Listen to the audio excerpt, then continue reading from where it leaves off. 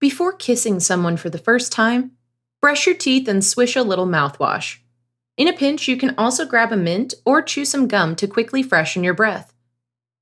Wait for a moment when you and your crush are both relaxed and in a private romantic setting. Keep an eye on their body language if you're not sure whether they're in the mood for a kiss. For example, if they keep smiling and making eye contact, leaning in close, or lightly touching your shoulder or arm, they may be into the idea of going in for a smooch. To be totally sure, try saying something like, "I really want to kiss you right now. Is that okay?" If they say yes, lean in and put your arm around them or lightly stroke their face or hair. Make eye contact as you move your face close to theirs. Tilt your head slightly to one side as you touch your lips to theirs to avoid bumping noses.